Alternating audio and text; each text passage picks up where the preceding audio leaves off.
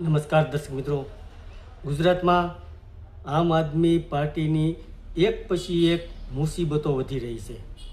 તો ગુજરાતમાં આમ આદમી પાર્ટીને વધારે એક ફટકો પડ્યો છે, જેમાં પણ સૌથી પહેલાં આમ આદમી પાર્ટીના મોટા નેતા કહેવાય એવા કરશનદાસ બાપુ ભાદરકા આમ આદમી પાર્ટી છોડી દીધી અને ત્યારબાદ બોટાદના ઉમેશ મકવાણાએ આમ આદમી પાર્ટી છોડી દીધી અને ત્યારબાદ ખેડૂતના મોટા નેતા એવા રાજુ કરપડાએ આમ આદમી પાર્ટી છોડી દીધી અને હવે આમ આદમી પાર્ટીના મોટા નેતા એવા અને આમ આદમી પાર્ટી સાથે હંમેશા જોડાયેલા રહેલા અને ખેડૂતના મુદ્દે સૌથી વધારે વાત કરી રહેલા એવા જે મોટા નેતા છે તે સાગર રબારીએ પણ આમ આદમી પાર્ટી છોડી દીધી છે. તો દર્શક મિત્રો, આવતીકાલે સ્થાનિક સ્વરાજ્યની ચૂંટણીનું પરિણામ જાહેર થવાનું છે. તે પહેલાં આમ આદમી પાર્ટીની મુસીબતમાં વધારો થયો છે.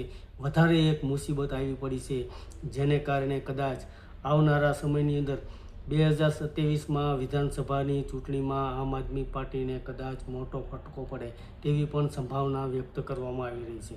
કારણ કે આમ આદમી પાર્ટીના સાગર રબારીએ ટ્વીટ કરીને જણાવ્યું હતું કે હું આમ આદમી પાર્ટીમાંથી મારી જવાબદારીમાંથી મુક્ત થાઉં છું અને આમ આદમી પાર્ટી સાથે અત્યાર સુધી રહ્યો અને આમ આદમી પાર્ટીએ મને સપોર્ટ કર્યો તે બદલ ધન્યવાદ.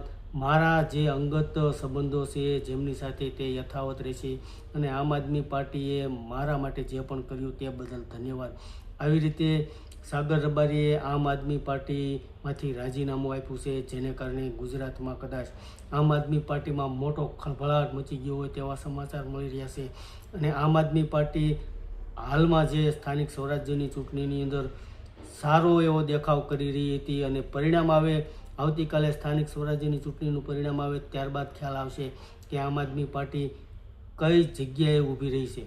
તો હાલમાં તો ગુજરાતની અંદર આમ આદમી પાર્ટીને એક વધારે ફટકો પડ્યો છે. આમ આદમી પાર્ટીના મોટા નેતા એવા સાગર રબારીએ આમ આદમી પાર્ટી છોડી દીધી હોય તેવા હાલમાં મોટા સમાચાર મળી રહ્યા હતા.